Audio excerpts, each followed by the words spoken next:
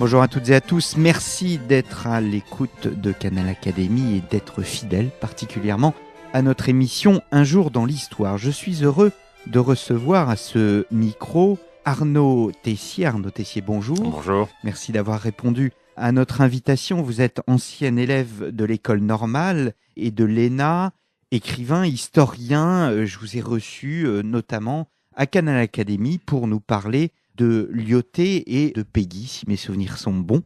Et vous venez de publier chez votre éditeur Perrin, donc, une biographie, j'allais dire, un peu improbable, d'un personnage qui est peu connu, même quasiment inconnu. J'allais dire, d'ores et déjà, on connaît très mal le 19e siècle.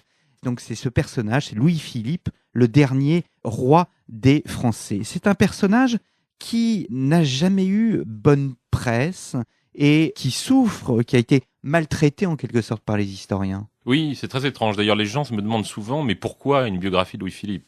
Et puis, si vous lisez ce texte un peu étonnant de Malraux, Les chaînes qu'on abat, il parle du dialogue un peu inachevé entre les grands hommes et les grands écrivains, qui est destiné à introduire un peu le dialogue entre Malraux, grand écrivain, et De Gaulle, grand homme d'État. Il cite comme exemple Victor Hugo et Louis-Philippe. Il dit Victor Hugo, certes grand écrivain, mais il dit Louis-Philippe, à quoi bon ? Et ça, je crois que c'est très révélateur de toute une tradition qui a tendance à ignorer Louis-Philippe ou à le considérer avec un certain mépris parce qu'il s'identifie pour beaucoup de gens et même pour beaucoup d'historiens à quelqu'un soit de fade, soit de manipulateur, soit de fourbe, soit d'empâté, de bourgeois. Enfin, véritablement, il cumule tous les défauts. Et si quelquefois la monarchie de Juillet trouve grâce aux yeux des historiens, parce que personne ne peut nier que c'était une période à la fois d'affirmation des libertés parlementaires et d'expansion économique, et une période de grande fertilité pour la littérature, Louis-Philippe, finalement, on l'ignore, et on ne sait pas très bien qui c'était, sinon un homme qui était le roi bourgeois, la poire croquée par Daumier avec grand talent, ou le souverain éreinté par Chateaubriand dans les Mémoires d'Outre-Tombe. Dans une interview du Choc du Mois, Arnaud Tessier, vous dites précisément qu'est-ce qui vous a amené à vous intéresser à ce roi. Vous répondez, la personnalité de Louis-Philippe m'a toujours paru infiniment plus riche. Mais j'allais dire, j'ai envie d'aller un peu plus en amont. Quand est-ce que vous avez réellement décidé, vu le fait que ce Louis-Philippe n'est pas ce personnage négatif qu'en a fait l'histoire ? Il y a des faits circonstanciels. D'abord, mon ami Laurent Teiss m'avait suggéré de faire ce livre en me disant « Je voudrais que tu étudies le roi ». Mais le roi dans son mode de fonctionnement, dans son caractère de souverain, parce que finalement, il a été peu ou pas étudié, me disait-il. Et par ailleurs, c'est un personnage qui m'a toujours paru un peu mystérieux, parce que finalement, il a, encore une fois, cette sorte de couche sédimentaire, d'épaisseur, de la satire, de la caricature, et de l'image de l'orléanisme, de la monarchie bourgeoise, enfin de tout ce que la modernité réprouve d'une certaine manière. Et en même temps, il me semblait quand même, en réfléchissant à la période et à ce qu'il avait incarné, et au règne qui avait été le sien, et à la période qui avait été la sienne, que cette modernité, il en avait été un des éléments porteurs. Donc il y avait quelque chose d'un peu contradictoire, repoussé par la modernité, en même temps, un des hommes qui avait été porteur de la modernité française. Et puis tout simplement parce que j'ai lu, voilà, ça c'est peut-être le côté homme de livre, de vieux livres, j'ai lu des textes de Louis-Philippe depuis longtemps, j'ai lu ses mémoires sur la Révolution, et il me semblait que cet homme-là était plus intéressant qu'on ne le pensait. Voilà, donc j'avais envie d'un peu de percer cette énigme d'un homme qui avait l'air tout sauf énigmatique, puisque son procès était réglé depuis longtemps. Il y a une phrase que vous écrivez dans votre avant-propos, « Mieux vaut en effet être le neveu de l'empereur que le fils d'égalité ». Et ce qui ressort à la lecture de votre biographie d'un point de vue général, mais nous aurons l'occasion d'y revenir, c'est qu'à l'aune du romantisme, en fait, Louis-Philippe n'est rien, alors que Napoléon III est tout, alors qu'à l'aune de la politique, et la vraie politique, à la fois la politique intérieure et le maintien de la paix à l'extérieur, eh bien Louis-Philippe a un blason plus beau que celui de Napoléon III. Tout à fait. Napoléon III est un personnage assez fascinant, je ne dirais pas le contraire. Nous sommes d'accord, oui. Mais son règne s'est achevé de manière catastrophique. Alors, vous me direz celui de Louis-Philippe aussi, mais celui de Philippe ne s'est pas achevé par une défaite militaire terrifiante et par le découpage du territoire français. Le bilan global du règne de Louis-Philippe est jugé d'ailleurs généralement comme très positif. Il y a une chose fâcheuse dans le règne de Louis-Philippe, c'est sa chute. Mais sa chute, ça a été une révolution qui finalement a ramené le système impérial, et puis sous une forme qui n'était même pas le système napoléonien, mais sous une forme quand même passablement dégradé. Et donc c'est assez étrange parce que cet homme qui finalement était assez, encore une fois, moderne dans le bon sens du terme, qui avait contribué à faire entrer la France dans une ère nouvelle de son histoire, eh bien il tombe en 3 jours dans des conditions presque ridicules. Et puis quel va être le résultat? Ça va être de ramener par un coup d'État le neveu un peu obscur et très comploteur pour le coup de Napoléon, et qui va finalement marquer lui aussi une période importante pour la modernisation de la France sur le plan économique, mais dont le règne va quand même se terminer de manière un peu catastrophique, et qui va être l'antithèse de Louis-Philippe, effectivement, en matière de politique étrangère, puisque l'obsession de Louis-Philippe, ça a été de maintenir la paix tout en maintenant le rang de la France. Et Napoléon III, c'était une politique étrangère extrêmement aventureuse, dont l'échec final, évidemment, pouvait se laisser deviner. Donc voilà, il y a quelque chose d'étrange dans cette histoire de France. On renverse Louis-Philippe pour mettre qui, par le suffrage universel, à la tête de l'État, qui va faire un coup d'État? Un Bonaparte. L'histoire rabâche, l'histoire bégaye, l'histoire se répète. Et pourtant, c'est Louis-Philippe qui, finalement, est le moins romantique des personnages, celui qu'on oublie ou qu'on ignore ou qu'on méprise. Eh bien, nous allons nous employer à mieux comprendre ce personnage, mais peut-être avant de le comprendre, on ne peut s'empêcher d'évoquer Louis-Philippe sans considérer l'ombre d'un père. Et quel père? C'est Philippe Égalité.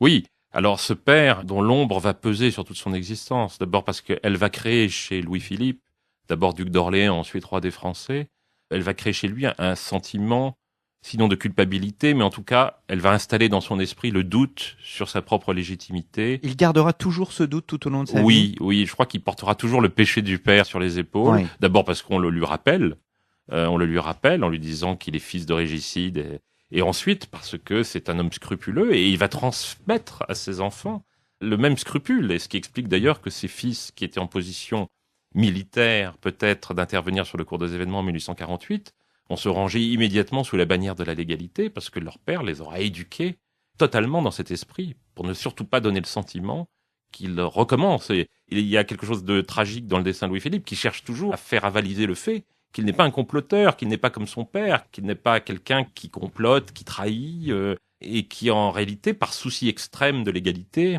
va laisser les choses lui échapper et son propre régime, qui était un régime plein de promesses, s'effondrer.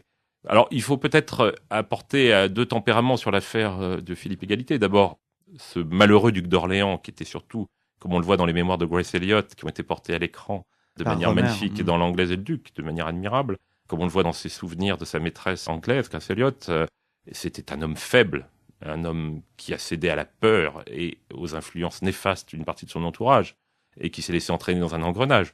Son nom même de Philippe Égalité, sous lequel il est désigné à jamais pour l'éternité, il en a hérité tout à fait à la fin et sous la contrainte. Il a été obligé de prendre ce nom un peu ridicule, il l'a avoué à son fils, parce qu'il avait peur, tout simplement. On ne lui a pas laissé le choix. Le duc d'Orléans est devenu Philippe Égalité sur ses derniers jours et au moment où il était au bord de la déchéance suprême. Donc ce n'était pas une sorte de personnage conquérant s'affirmant comme étant Philippe Égalité, le prince révolutionnaire. C'était avant tout un faible et un homme qui a eu peur et qui s'est laissé conduire par les événements. Le deuxième élément, c'est qu'il a eu peur, il s'est laissé conduire par les événements jusqu'à un acte éminemment, effectivement choquant, qui est d'avoir voté la mort du roi. Mais il s'est laissé conduire par les événements comme tous les princes de son temps. Et ça, Louis-Philippe en est conscient. D'abord comme le premier d'entre eux, comme le roi, Louis XVI, qui n'a été que le malheureux, malgré son immense courage moral, qui n'a cessé d'être à la traîne des événements et qui a laissé le pouvoir lui échapper et qui a cédé pièce après pièce. Ou ses frères, enfin le comte d'Artois, qui 3 jours après la prise de la Bastille, quitte le territoire. Ou le comte de Provence, qui était impliqué dans un malheureux complot contre la personne même de Louis XVI. Donc tout ce petit monde n'est pas glorieux. Et je crois que Louis-Philippe, tout en portant cette culpabilité particulière de son père, était en même temps un homme qui était conscient que la Révolution française avait été avant tout la projection vers l'abîme de la monarchie, de ses principes et de toutes les vertus qui auraient dû guider les princes. Et je crois que ça l'a marqué. Alors vous présentez un personnage qui est assez, j'allais dire extraordinaire, il n'est pas extraordinaire. Elle est originale puisqu'il s'agit d'une femme par son ampleur et par son influence sur Louis-Philippe. C'est celle qui va s'assurer de son éducation, Madame de Genlis. Et cette éducation, c'est absolument pas une éducation réactionnaire, c'est vraiment une éducation comme d'ailleurs la plupart des princes, comme beaucoup de princes l'ont reçue tout au long du XVIIIe siècle, c'est l'Émile de Rousseau. Oui, c'est très contradictoire d'ailleurs l'éducation de Madame de Genlis, parce qu'à la fois elle s'inspire beaucoup de l'Émile de Rousseau à la façon, dans le caractère un peu moral de l'éducation, dans les exercices physiques, et en même temps, elle est assez réservée aussi vis-à-vis de certains courants philosophiques. Et elle est partagée entre deux extrêmes, c'est-à-dire soucieuse d'être quelqu'un de son temps et de mettre ses élèves dans l'esprit du temps, et puis en même temps, soucieuse aussi de leur rappeler qu'ils sont princes. Donc il était un peu l'objet d'une éducation un peu contradictoire, à l'image de cette femme, qui était avant tout une femme extrêmement ambitieuse, calculatrice, et je pense assez cynique. Mais en même temps, cette éducation a produit sur lui un effet qui est aussi contradictoire, c'est-à-dire qu'il en a été un peu opprimé, parce qu'il y a eu une relation quand même un peu étrange et douloureuse avec cette femme qui cherchait à dominer les enfants dont il avait la charge, aussi bien Louis-Philippe que sa sœur et ses frères, mais en même temps, elle lui a communiqué quelques principes qui lui ont servi ensuite, et notamment elle lui a appris, par certains côtés, certaines formes de réalisme. Vous écrivez, Madame de Genlis, voyez ses convictions s'évanouir, ses convictions révolutionnaires évidemment, s'évanouir au moindre danger, puisque danger il y a, et c'est parce qu'il y a danger qu'il y a cet exil. Est-ce que la vie politique commence par l'exil? Quel est le rôle, au fond, de Louis-Philippe? Est-ce qu'il a un rôle pendant la Révolution? Et quelle est son appréciation du règne de Louis XVI? Il a un rôle, je dirais, militaire. Enfin, il adhère au club des Jacobins avant que le club des Jacobins suive cette évolution très rapide, alors que le club des Jacobins est encore un cercle modéré au début de la Révolution. Et puis c'est un militaire, il se bat dans les armées de la Révolution. Donc c'est une figure, on l'appelle le général égalité à la fin, c'est une figure militaire, plus qu'une figure politique. Il est tout jeune, il ne faut pas l'oublier, il a une vingtaine d'années. Et c'est un témoin surtout. Il est témoin dès les premiers jours, puisqu'à l'ouverture des États généraux, en 1789, comme son père a voulu siéger parmi les États et ne pas tenir sa position de premier prince du sang, c'est le jeune duc de Chartres, c'est-à-dire le futur Louis-Philippe, qui tient cette position aux côtés de Louis XVI, la première position comme premier prince du sang.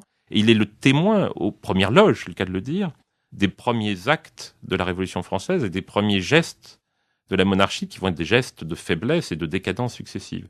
Et je crois qu'il a conçu à la fois au spectacle de son père, au spectacle même de Madame de Genlis, effectivement, et de sa peur s'y manifeste, et puis au spectacle de la façon dont Louis XVI s'est laissé entraîner par les événements, je crois qu'il a conçu une sorte de peur de la peur.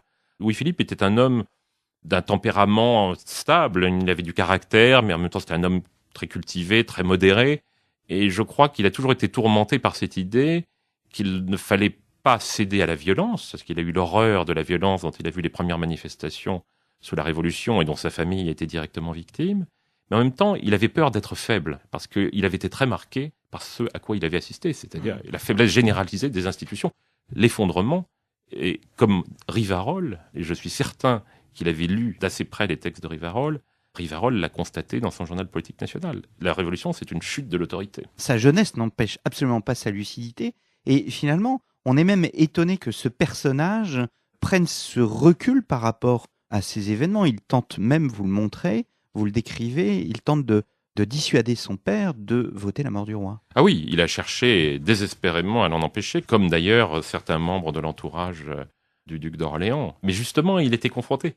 Au moment même où il tentait de l'en dissuader, il sentait, et que son père lui disait qu'il ne se laisserait pas faire. Ça se sent dans les mémoires de Louis-Philippe. Il sentait presque instinctivement que son père allait céder.